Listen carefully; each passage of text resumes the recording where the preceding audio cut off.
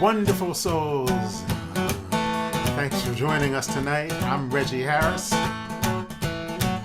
We're going to start with a little singing of some of the songs of the Civil Rights Movement. Feel free to join in. This is I'm Gonna Sit at the Welcome Table. Well, I'm gonna sit at the welcome table.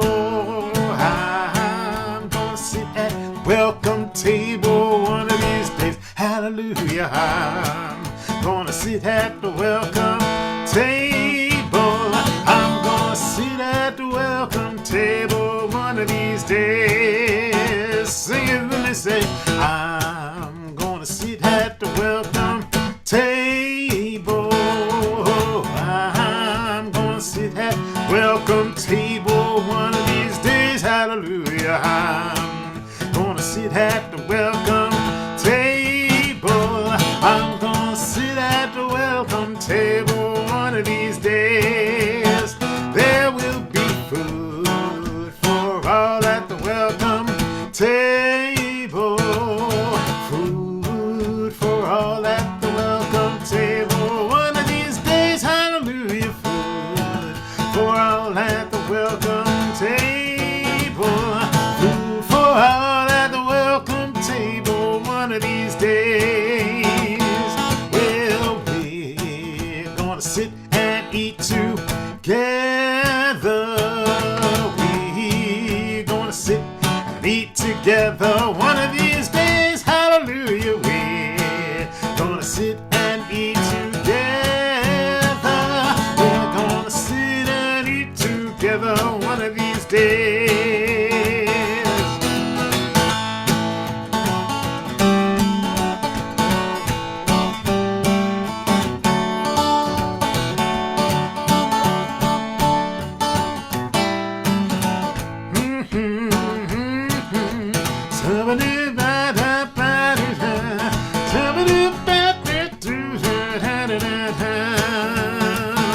Well, I'm gonna sit at the welcome table.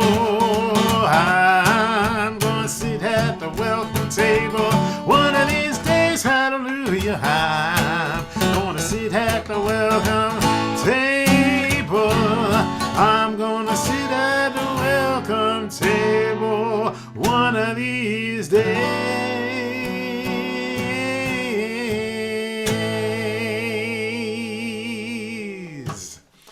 I'm gonna sit at the welcome table. A song talking about the long journey for people gaining rights that they were guaranteed by the Constitution of this great country and yet systematically denied. And as they were trying to fight and struggle for those rights, they sang songs that reinvigorated their spirit and helped them to persevere. Thank you so much for joining us tonight for this first in the series of fall programs by the Living Legacy Project. I'm so happy to be here with you tonight. This little light of mine, I'm gonna let it shine. Well, this little light of mine, I'm gonna let it shine. Well, this little light of mine, well, I'm gonna let it shine. Let it shine, let it shine, let it shine. Well, all around this world, I'm gonna let it shine. Well,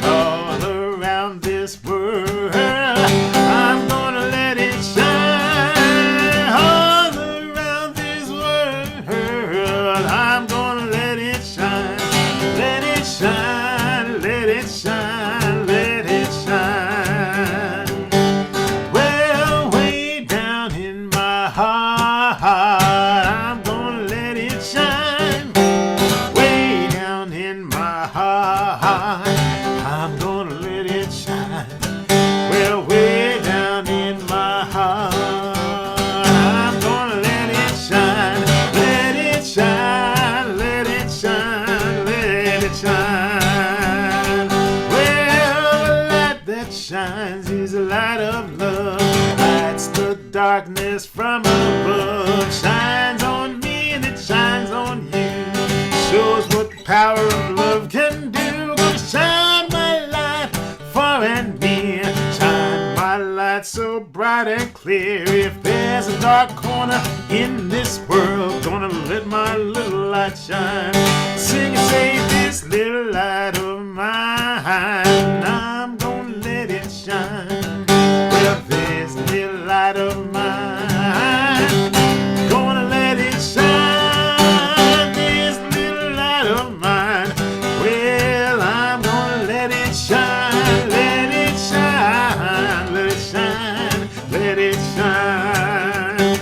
You know, some say it's dark and we cannot see. Love lights the world for you and me. Some can turn around and just go hide. We have the power to change the tide. Some call life a sad old story, but we have the word, we can find the glory. The real power is yours and mine.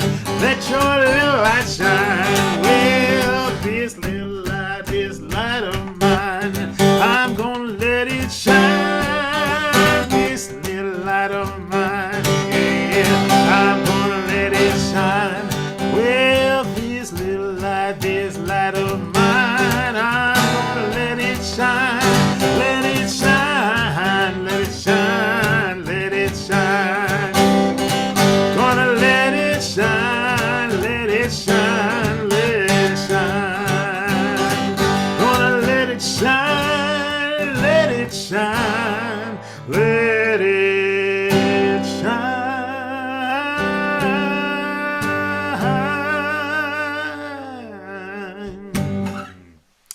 These are the songs of the Civil Rights Movement, and I'm Reggie Harris, and I'm so thrilled to be here tonight with you. We're going to be joined by my cousin Wallis in just a minute and by our host, Carlton. But first, another song that is always in my heart, because this is a song that just acknowledged so powerfully the fact that people were up against obstacles and they were determined to not let anything stand in their way. They said, I'm gonna let nobody turn me round, turn me round, turn me round. Ain't gonna let nobody turn me round. Gonna keep on walking, keep on talking, marching up the freedom land. Ain't gonna let fear and ignorance turn me round, turn me round, turn me round. Gonna let fear and ignorance turn me round. I'm gonna keep on walking, keep on talking, marching up the freedom land. Ain't gonna let racism turn me round, turn me round, turn me round. Ain't gonna let racism turn me round. Gonna keep on walking, keep on talking, marching up the freedom land. Nobody ain't gonna let nobody turn me round, turn me round, turn me round. Ain't gonna let nobody turn me round. I'm gonna keep on walking, keep on talking, marching up the freedom land. I'm gonna keep on walking, keep on talking, marching up the freedom land. Well, thank you so much again for joining us tonight on our first program on the fall series of the Living Legacy Project webinar. And our host for this evening is the fabulous Carlton E. Smith. Well, thank you, fabulous Reggie Harris. We appreciate you so much. Good evening, everyone, and welcome to this evening's Living Legacy Project program. It's so good to have everyone here. I'm the Reverend Carlton E. Smith, a member of the Living Legacy Project Board, along with Reggie. I'm also an ordained minister within the Unitarian Universalist Association, and it's wonderful to be with you all, especially with this beautiful musical start that Reggie's gotten us off to. I want to start now by sharing with you just a little bit about the Living Legacy Project and then talking about tonight's program. Founded in 2008, the Living Legacy Project conducts pilgrimages to important sites in the American Civil Rights Movement from the 1950s and 1960s. The Living Legacy Project grew out of the passion that the Reverend Gordon Gibson and his wife Judy had for sharing the Civil Rights Movement story.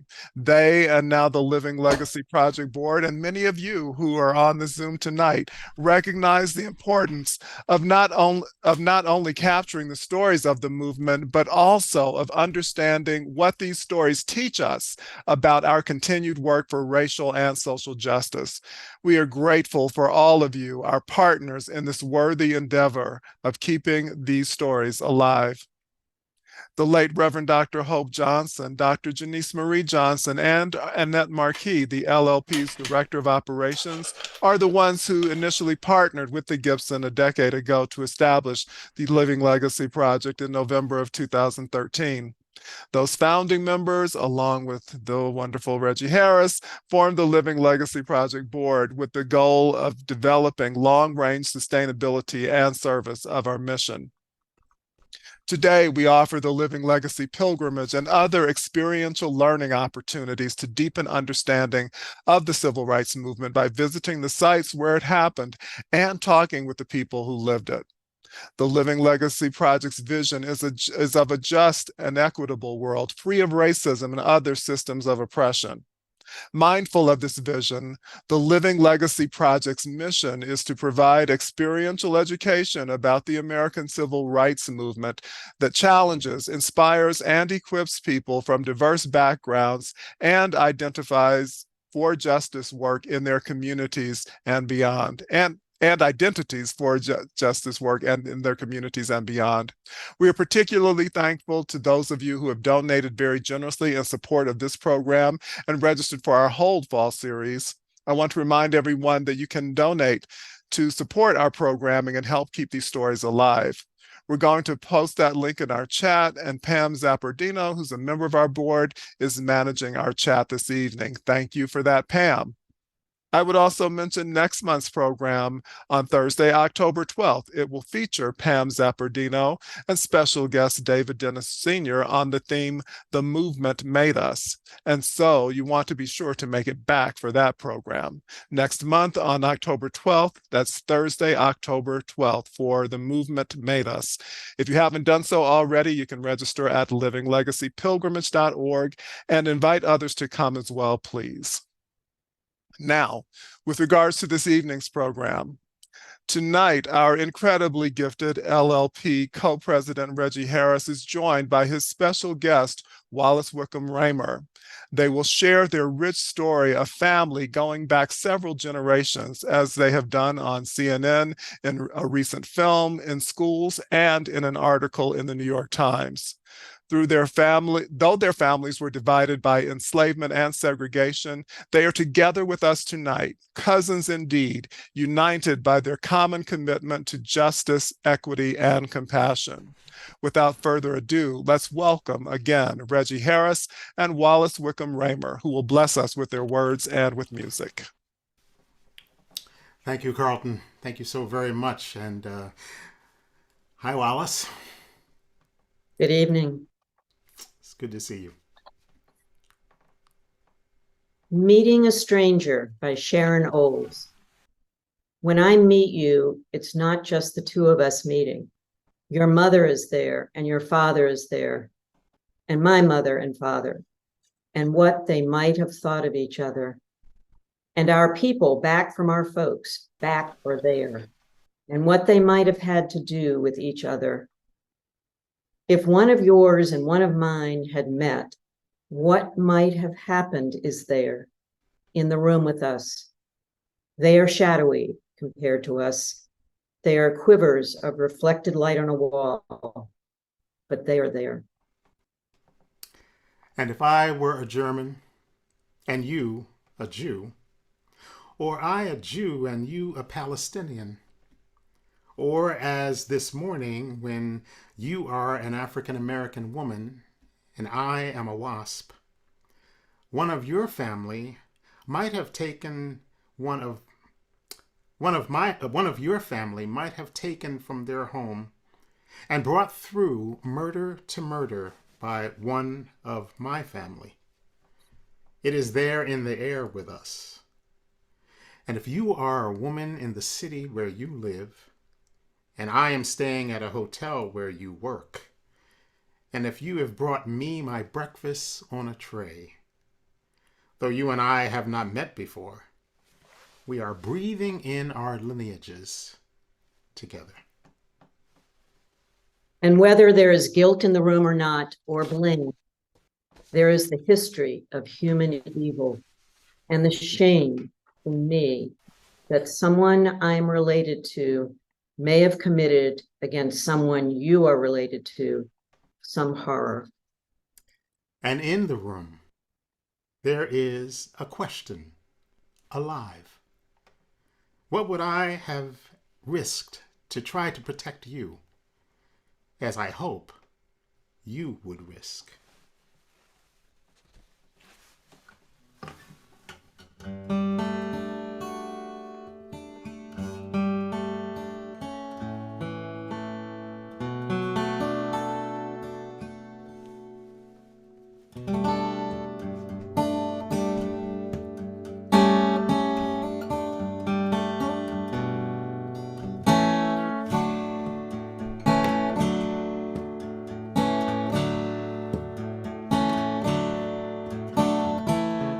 We sit alone together, each from our different worlds, suspicious of each other, position flags unfurled.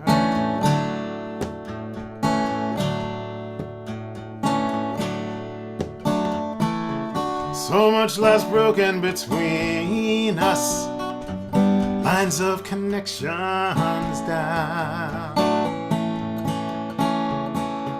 standing in ruins of pain and mistrust, searching for common ground.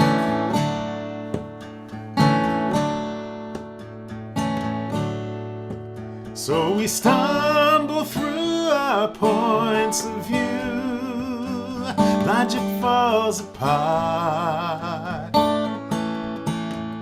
In that moment of confusion, we see a place to start. Through the windows of the heart.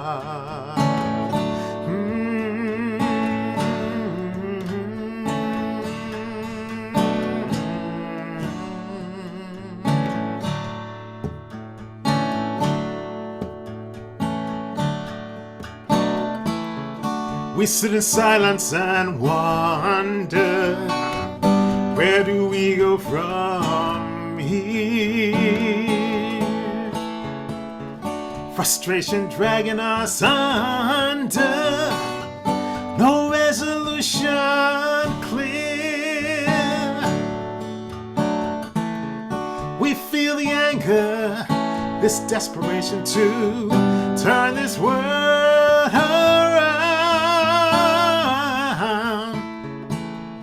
Each of our faces a mirror, searching for common ground.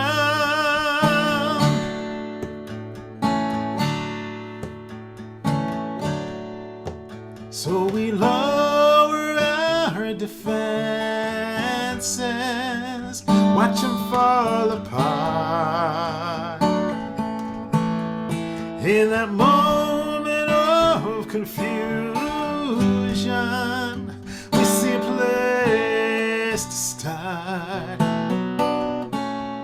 Through the windows of the heart.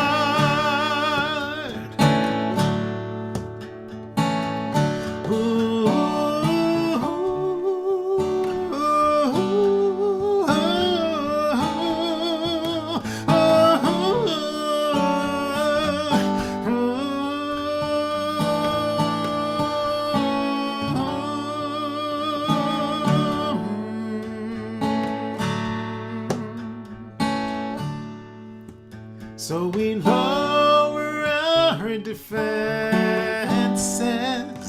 watch them fall apart. In that moment of communion, we see a place to start. Through the windows of the heart.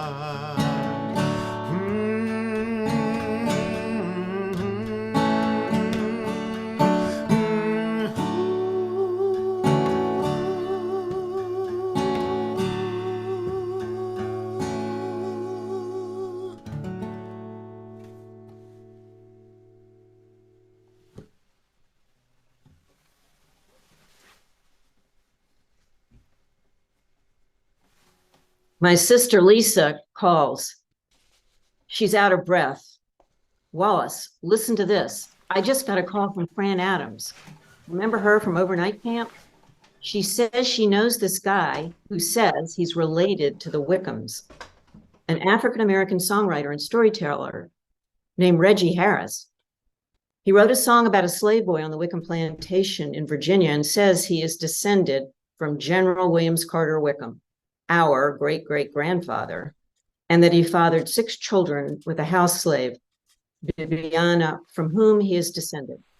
He has a family genealogy that he's sending me. Wallis, this is terrible. Lisa was in shock that this could happen in our family, while I was surprised that she thought that Thomas Jefferson was the only one who had slave progeny. Later that week, Lisa worked up the courage to contact Reggie. She reported, he has a great laugh, which did not come from the Wickham side of the family. It took me 3 weeks to make the decision to actually make contact with Lisa. Meeting Fran Oates, their family friend from years ago, was an extraordinarily out of the possibility happening. I was teaching at a music camp in North Carolina, the Swananoa Gathering, and I taught there many times. And on this particular week, I was teaching a course on spirituals, which of course had to be connected to the experience of being in slavery, since those songs rose out of that institution. And I was sharing not only the songs, but also the history of that incredible period of American history. And during that week, it was on Wednesday, I remember, that I decided that I was going to share that little piece of information that I knew. It had been 18 years since I had gotten this book. This was the book that my cousin, Kay Bush Gray, had given to us at the family reunion in 1992 that revealed the connection that we had to the Wickhams. And 18 years had gone by, and I've often asked myself, what was I doing during those 18 years? Well, I was happy to have the information that we knew where our family came from, Hickory Hill, the plantation, and that we had a history in America that could connect so definitely to the family that owned us. But over those 18 years, I didn't make any efforts to find out about that family more than was contained in this book. So the fact that I shared with my class that afternoon this connection is really kind of mind-blowing now. And that Fran Oates was in that class was even more amazing. And that she would approach me after the class and say, it's incredible that you are related to the Wickhams. I happen to know some of them. That led finally to Lisa and I making the connection, and then connecting with my dear cousin Wallis. It's beyond belief that the things that needed to come together came together to make this connection possible. And by the way, Reggie, I got an email from Fran a couple of months ago, and it took her a month to get up the courage or to decide whether to connect you with our family. Because she thought, well, do they want to know this? What will this mean? Yeah. Etc. So that is the big question. It's the big question. So the Wickham family, my three siblings and I grew up in Richmond, Virginia in the 1950s and 60s. We're offspring of a first family of Virginia. We knew that the first Wickhams were English as the king and had been on this continent since 1658, living in New York State. And I knew that our family was prominent since there was a historic house bearing our name. The Wickham house was built in 1812 by John Wickham, who was our grandfather to the fourth power. He was designated, the house was designated a National Historic Landmark and considered one of the finest examples of federal period architecture in the country. John Wickham, once a Tory spy and later a prominent Richmond lawyer, was famous for his defense of Vice President Aaron Burr in his trial for treason. John Wickham's grandson was the general, Williams Carter Wickham, Reggie Harris, and my common ancestor. My father, Henry Taylor Wickham, was born, bred, and raised in Richmond. He was a lawyer, a conservative, a strict constructionist of the Constitution. As the Assistant Attorney General for the state of Virginia in the early 1950s, he was a member of the legal team for the Supreme Court desegregation case, Brown versus Board of Education. 20 years later, he also represented the Henrico County Schools in their defense against busing to integrate the Richmond City schools. Our mother, in contrast, was a Navy brat. She lived most of her formative years in California, a few stints in China and Panama. And she sort of quietly whispered to us in the background that she had gone to school with people of color, letting us know what she thought. But that's really my only recollection of the topic of race being discussed in my family.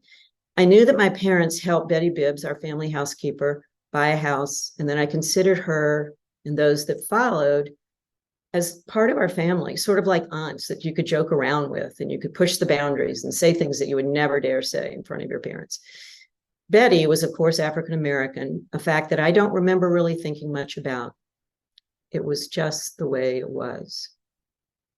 Growing up in a bubble of white privilege, I was not exposed to the lunch counter sit-ins at Thalheimer's department store in the 60s, nor was I aware that colored people sat in the back of the bus, since I did not ride the bus. And these rules did not apply to me, a white girl who was soon to be the wasp in the room.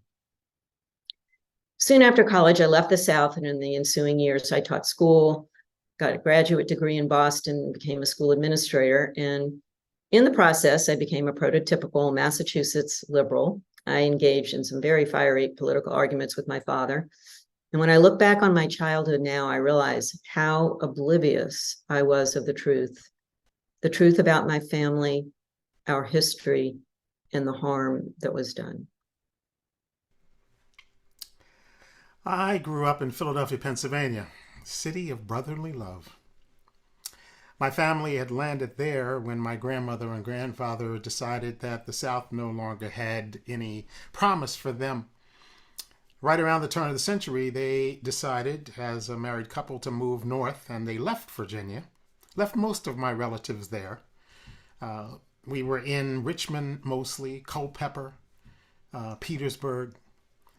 And every now and then, as a child and a growing teen, we would make the journey to travel south, but we didn't really like to do it because of all the things that we know about those travels. They've been well documented, but we experienced them, going south and taking food with us and going to visit our relatives. We always felt like, it was another universe. I grew up in Philadelphia, which was no stranger to the troubles of integration and the desperate need to protect yourself from northern racism.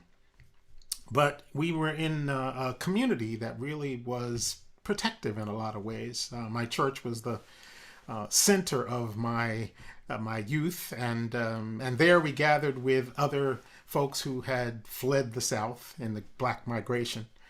And they did not talk about what was behind. They didn't talk about the racism and the lynchings and all the things they'd left behind. They talked about looking forward. So I also didn't really talk very much or hear the talk about race.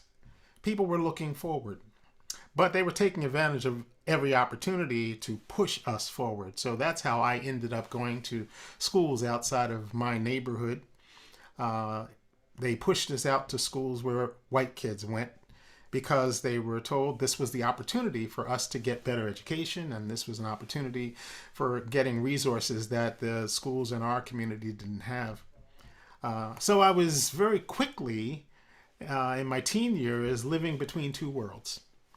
I was going home and in my community, surrounded by black people, surrounded by folks in my church who were every now and then just singing those songs and telling those stories that grounded us. But they were not talking about the things that even we in Philadelphia were experiencing. But it began to set in.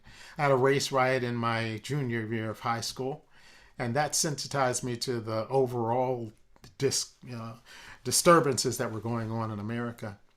But it also started me thinking about where we came from. So when we made that trip south and encountered our relatives on the family reunion in 1992, the fact that my cousin, because of roots and all of the history that stirred up, had decided to find our genealogy, well, it was a very powerful thing to get that booklet and get the news that we had a place that we could see, that we could look at as the start of our family. Still, I never thought that I'd actually get to see it in person. And so it was when Lisa and I made that contact and we were able to actually talk to each other on the phone. I remember that first conversation being really surprised that Lisa was welcoming this connection. And I was pleasantly surprised when I heard from Wallis to say, "You're coming to one of my schools and I'm coming to see you." And that day when she came bearing flowers and joyfully hugging me, I knew that we were opening up a window, a door into a journey that was going to be interesting. And then to go back south and to meet Lisa and walk the land and actually stand on the property that connected us. It was a powerful moment that left me, even a songwriter who believed that he could express just about anything, it left me speechless. That's unusual, right, Reggie? Yeah, it is.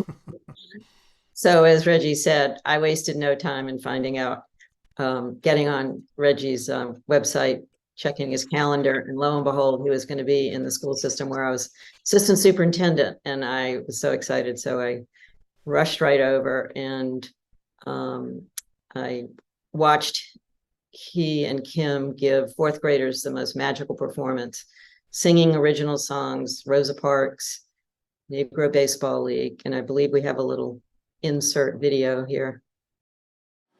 Step right over here. And what is your name? Zoe. Zoe. Oh, Xander and Zoe on the bus. Wonderful. You want to have a seat there? Right there. Right there.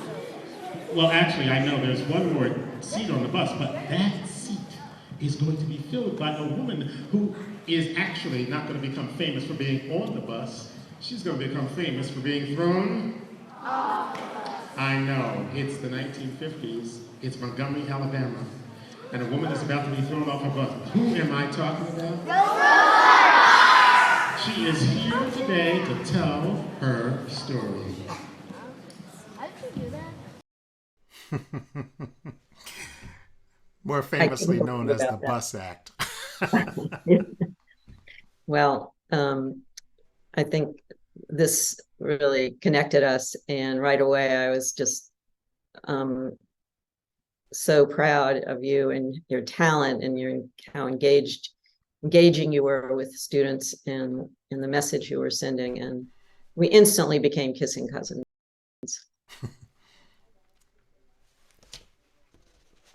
So then we had an opportunity to meet in Richmond. Reggie came to Richmond and met my sister Lisa, who took him out to Hickory Hill. the Wickham plantation in Hanover County. And I think there's a photo of that. This property called Hickory Hill was formerly, I don't know, 3,000 acres of land. It no longer belonged to the Wickham family at this time. The property had been subdivided and the house was empty and very run down. So there was really not much emotion for Lisa as she tells the story during this visit. But growing up, we barely knew these country relatives except for periodic visits on Sundays. And I remember just imagining that the Civil War, these rebels flying around the corner at any minute. In fact, Robert E. Lee's son hid from the Yankees in one of the outbuildings. Anyway, this so-called plantation certainly did not evoke Rhett and Scarlett at Tara in Gone with the Wind. However, Hickory Hill was the plantation home of our common ancestor, Williams Carter Wickham.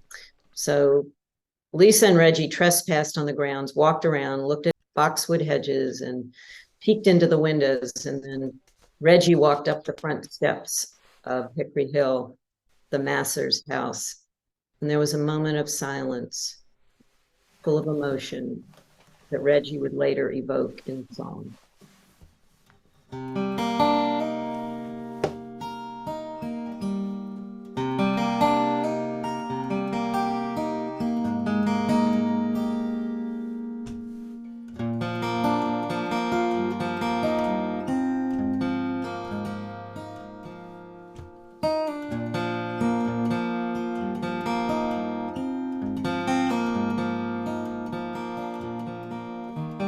Barren fields to the horizon, ghosts of autumn catch the wind. Memories of those saints and sinners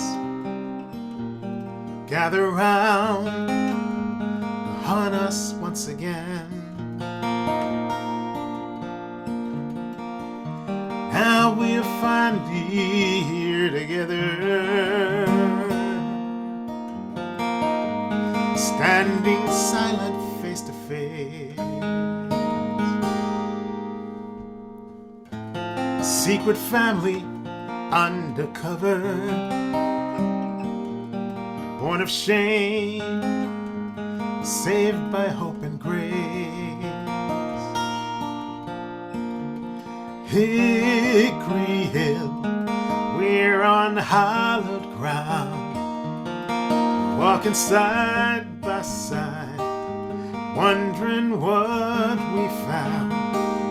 Hearts break open wide across the great divide. I can see the questions in your eyes now that we are home again.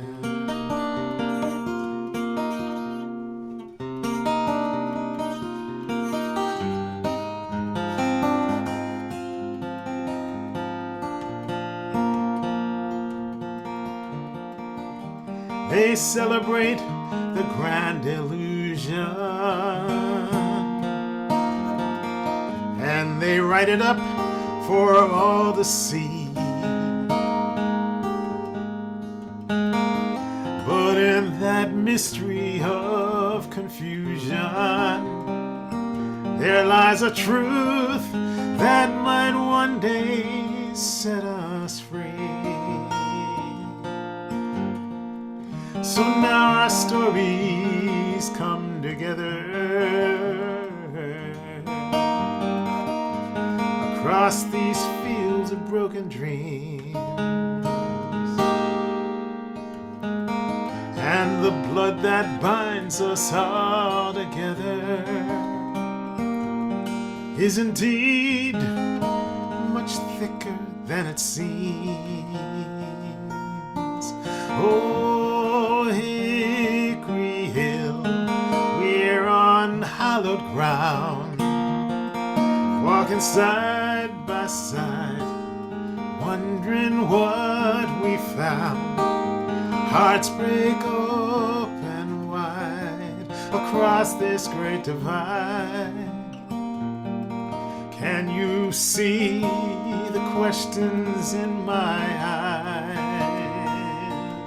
Oh, Hickory Hill, we're on solid ground, standing side by side, wondering what we found. Hearts break open wide across this great divide. Can you hear those demons as they die? Now that we are home again.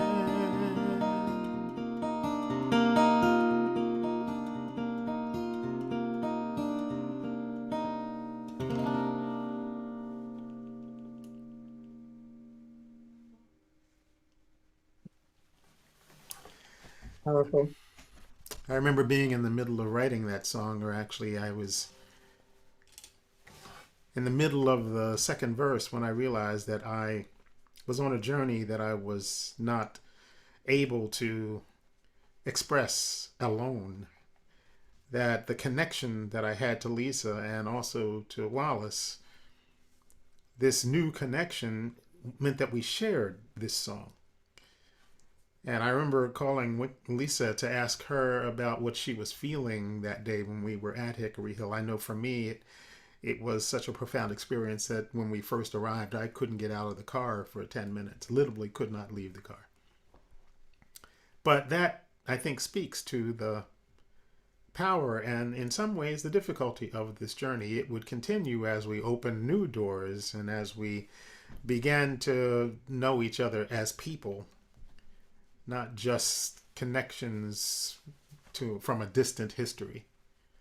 I began to actually see what the lives of Wallis and Lisa, and eventually with George and our cousin Clayton, that these were lives that were formed by a legacy of history, as was mine, and that we had to meet each other on not only the possibilities, but also the difficulties that we had to overcome. So our next meeting was because Reggie, who we know leads Civil Rights Pilgrimage with the Living Legacy Project, was coming to Richmond for a meeting. And so we Wickhams decided this was an opportunity to have a family gathering. And so we attended a meeting of Coming to the Table with Reggie and 10 or so other participants.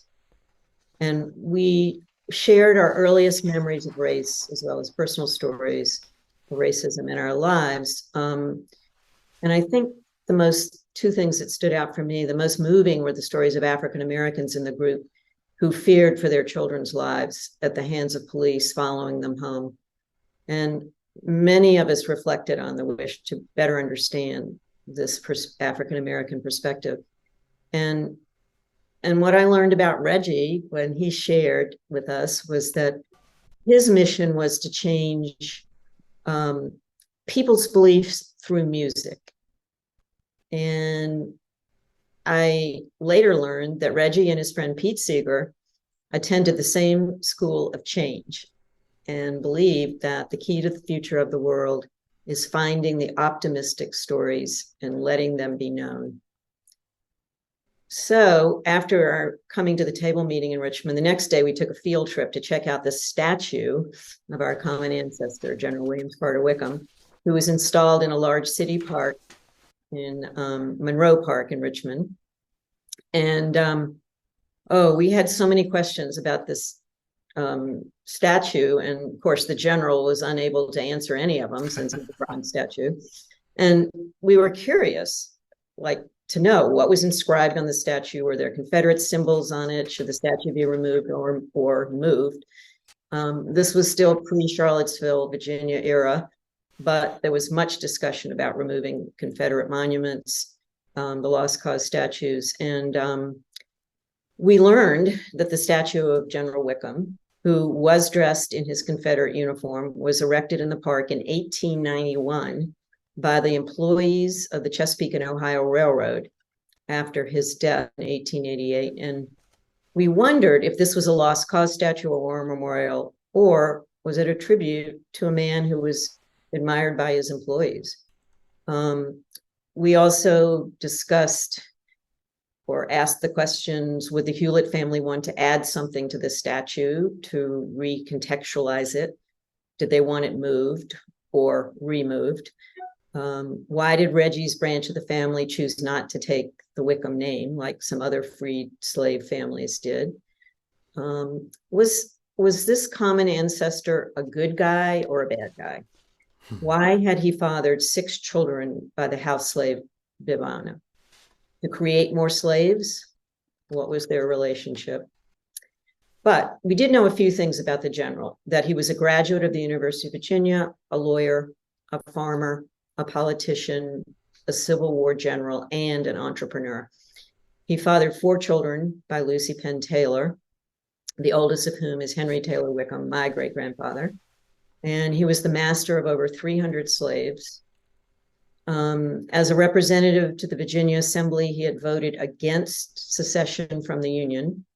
But during the Civil War, he was General Lee's right-hand general in charge of supplies, and that he was shot 11 times and survived. After the Civil War, he became a Republican and joined the party of Lincoln, which was very unpopular in Virginia. And he built a school for Black children near Hickory Hill in the nearby town of Ashland, Virginia. He was also an entrepreneur, president of the Chesapeake and Ohio Railroad, and he devoted the rest of his life and career to rebuilding the devastated economy of the South by expanding the railroad. In some of my own research, spurred by the standing at the bottom of the statue as we tried to figure out how we could contextualize it, I had mentioned to my Hewlett side, my cousins and my mom and my uncles, that I had this experience, and I was looking to them to see what they might want to contribute.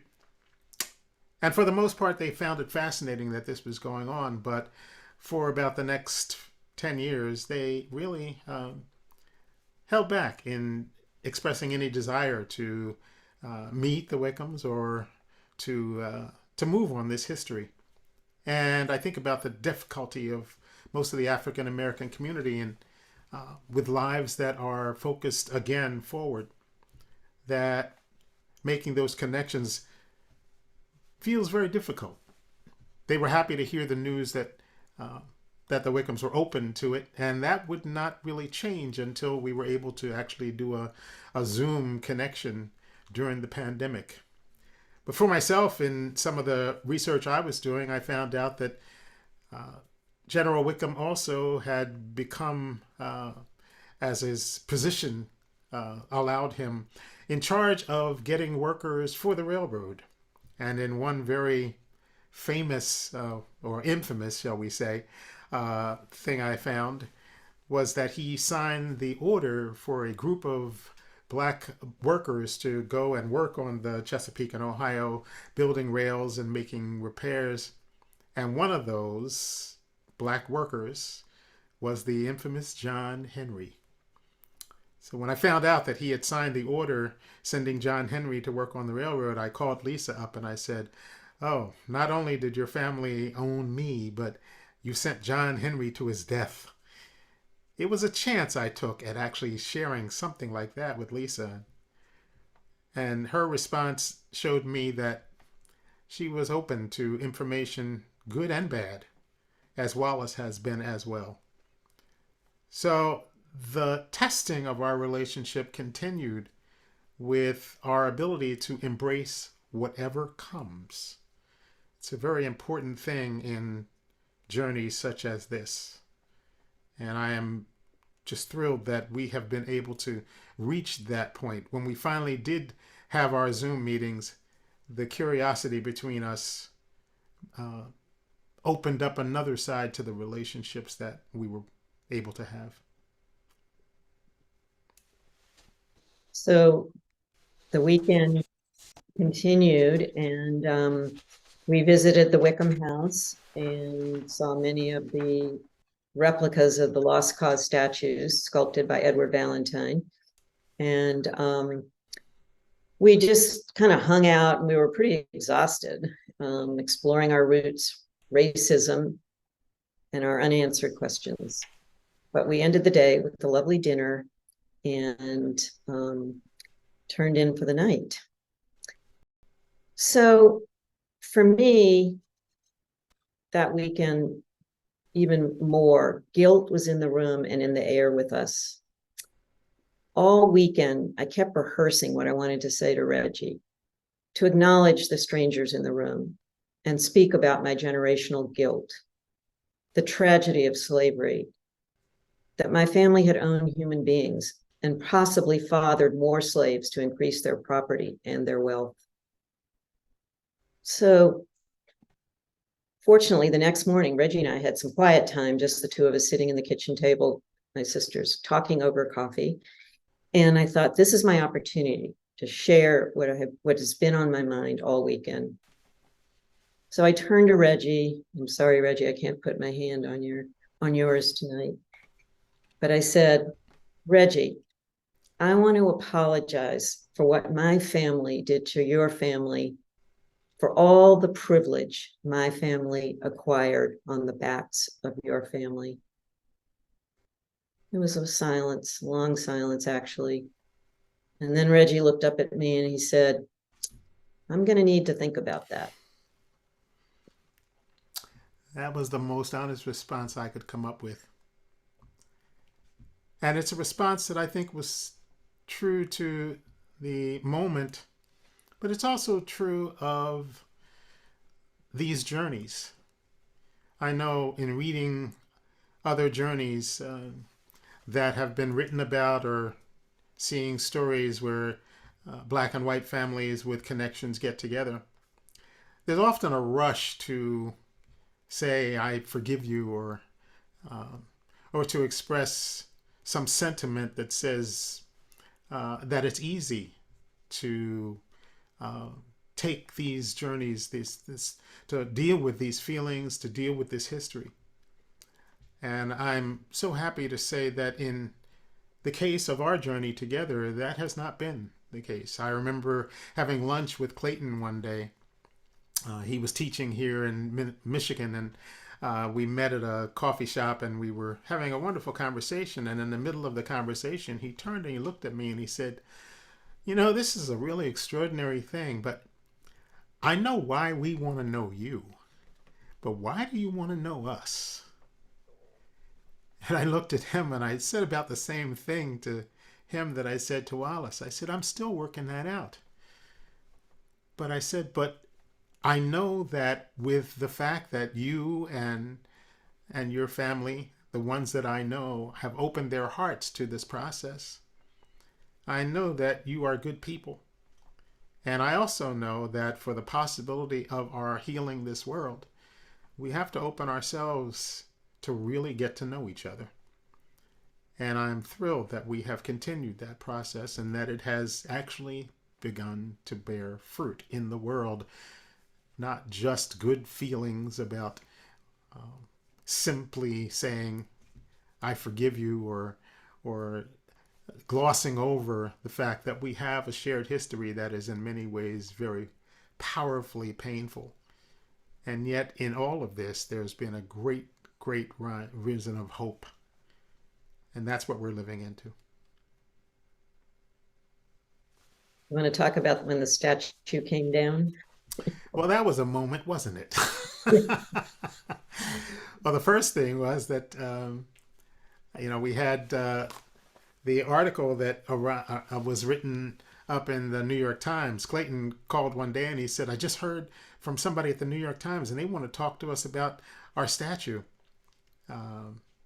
And yes, we got word that with all of the demonstrations in Richmond, and actually the night that it came down, Clayton sent me a picture of the statue lying on the ground.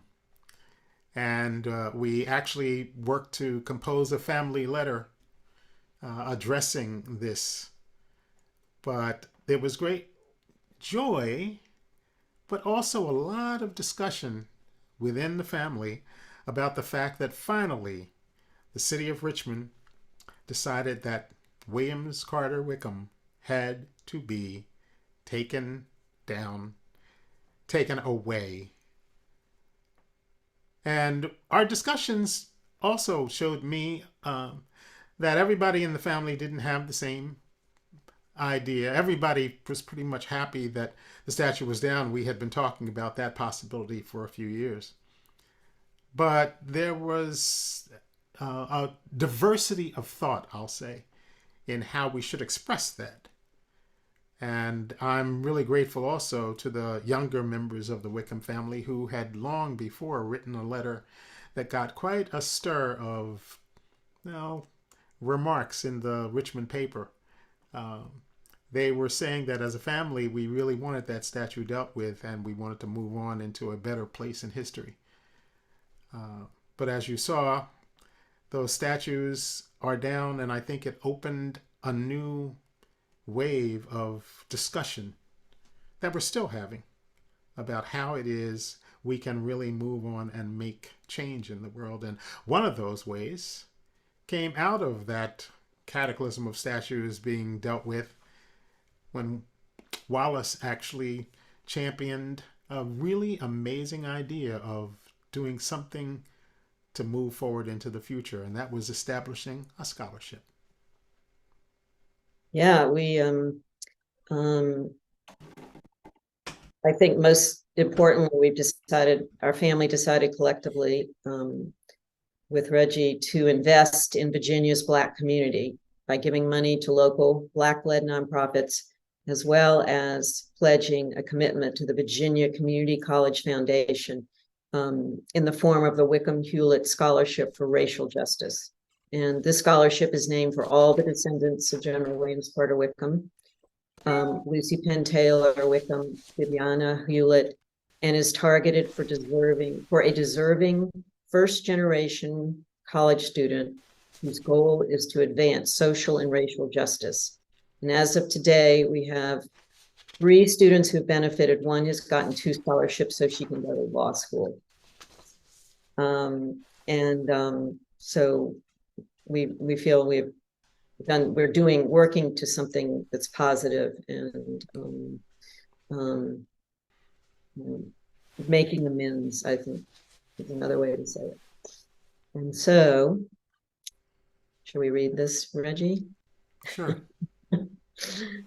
As Reggie pointed out, my nephew, Clayton Wickham, he was the one who wrote to the Richmond Times-Dispatch, and he also wrote this piece, which we will read together.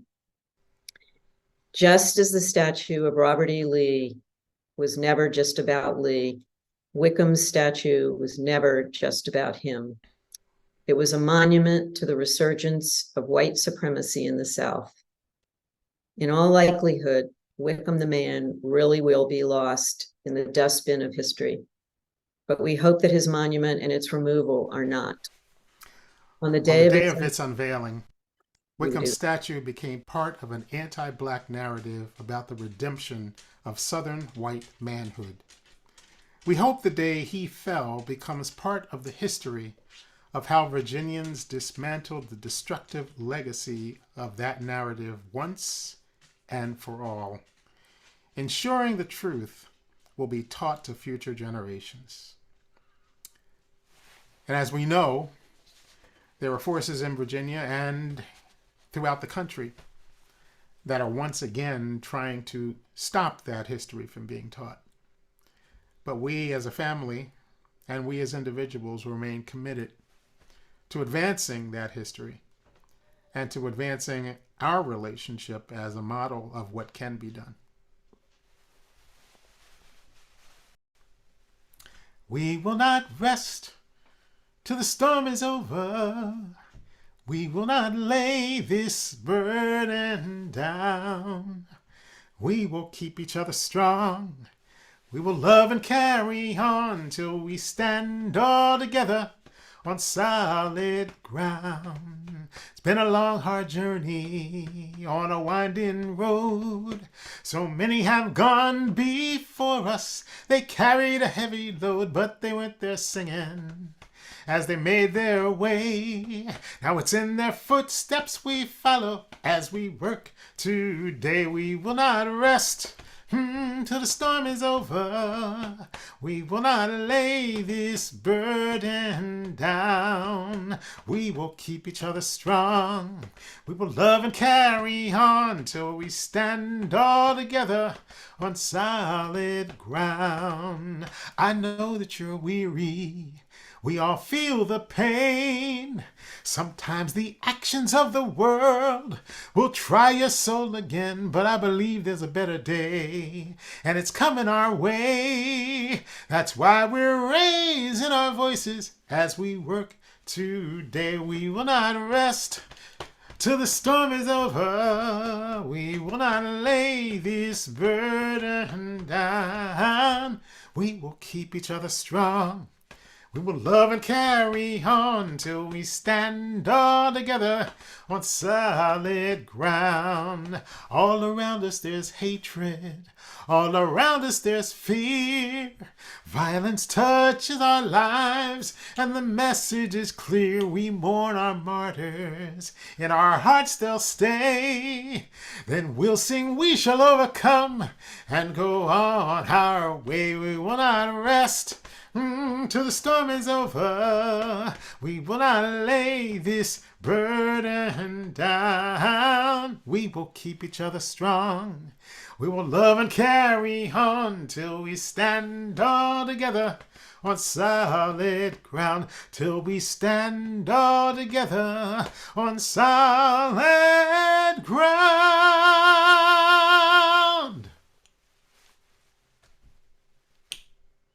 Thank you, Wallis. Beautiful.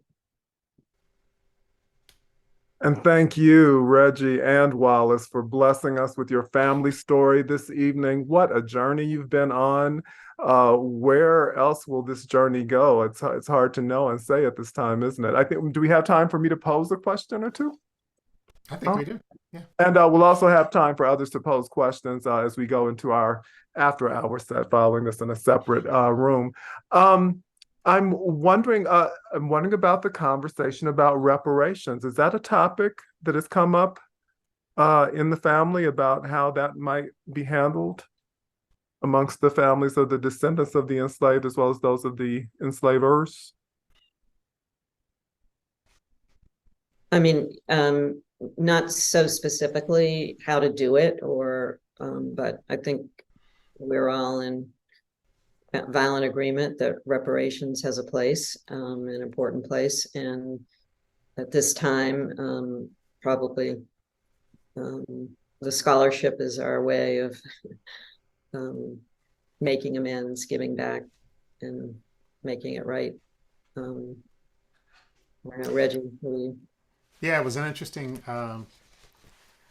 It was an interesting moment when the idea of the scholarship came up, and also there were other ideas on the table. As Wallis mentioned earlier, donating money to Black-owned or artistic organizations in Virginia, and I think after that point, we certainly, I think Wallis and I have begun to have these programs and to share our story in an effort to do more outreach.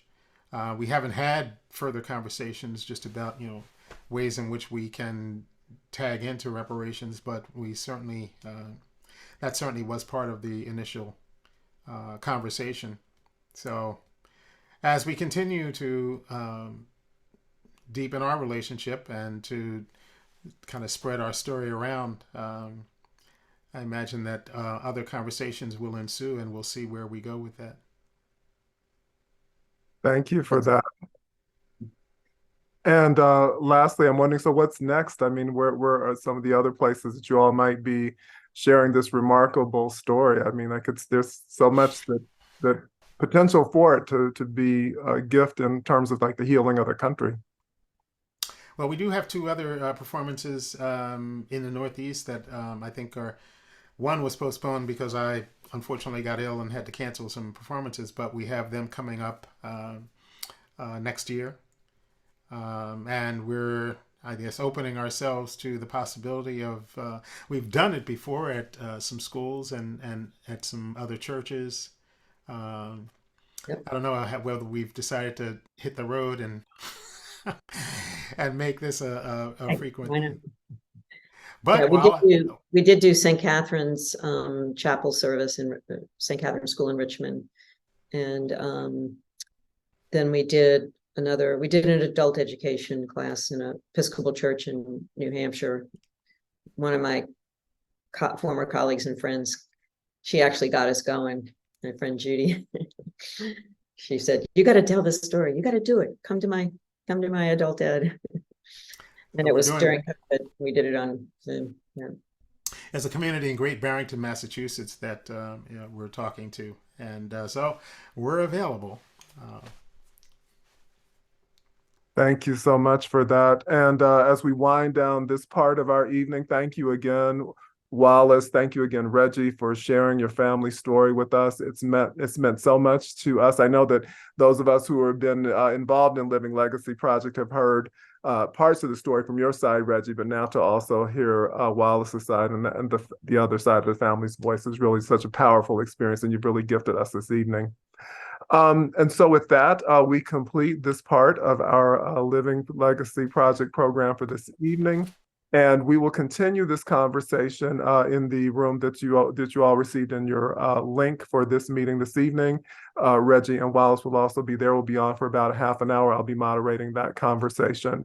And we want to remind you again of the next Living Legacy Project evening program, which will be on Thursday, October 12th. It'll be Pam Zappardino in conversation with David Dennis Sr., talking about how the movement made them and how the movement makes us. So we'll look forward to seeing you all there, and thank you again for your support of Living Legacy Project. You can learn more about our programs and upcoming pilgrimages at livinglegacipilgrimage.org. And we'll look forward to seeing you again. You all have a wonderful evening, and thank you for being with us tonight. Oh, thank you. That's great. And your voice sounds great, Reggie.